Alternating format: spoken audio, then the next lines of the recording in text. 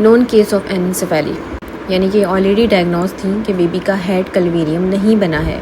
इनको मैंने 11 weeks plus पर ही डायग्नोज कर दिया था कि बेबी का हेड नहीं बना है और 2 वीक्स का फॉलोअप दिया था ताकि ये कन्फर्म्ड हो जाए और इस बेबी को ये टर्मिनेट कर दें।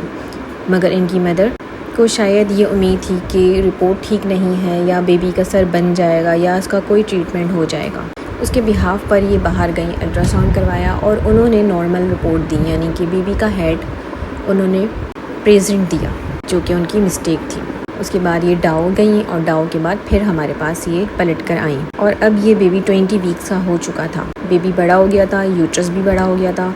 ऐसे बेबी पैदा होने के बाद अलाइव नहीं रहते हैं, ये क्रोमोसोम्स एबनॉर्मेलिटीज़ में शामिल होता है। में बेबी का हेड नहीं बनता, यानी कि बेबी के हेड की कलवेरियम हेड बोन नहीं बनती, ब्रेन फ्लोट कर रहा होता है।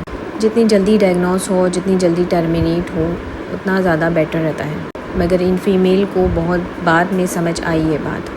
वो उस उम्मीद में थी कि बेबी का हेड बन जाएगा या उसका कोई ट्रीटमेंट हो जाएगा।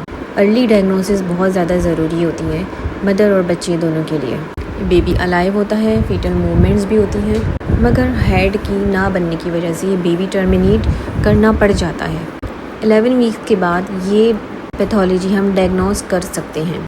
11 to 13 वीक्स पर एक स्कैन होता है जिसको कहते हैं एंटी स्कैन। बेबी के हेड के बैक का जो फ्लूइड एरिया होता है उसकी मेजरमेंट्स लेते हैं। उस मेजरमेंट से ये अंदाज़ा लगाते हैं कि आया बेबी में आगे कोई एनोमली होगी या नहीं। अगर उस बेबी की एंटी थिकनेस बहुत ज़्यादा होगी तो उस बेबी में एनोमली के चांसेस होंगे। जिनका एंटी मिस हो जाता है वो NF स्कैन करवाएं। एनोमली स्कैन पर ये NF चेक किया जाता है, यानी कि न्यूक्लियर फोल्ड की थिकनेस।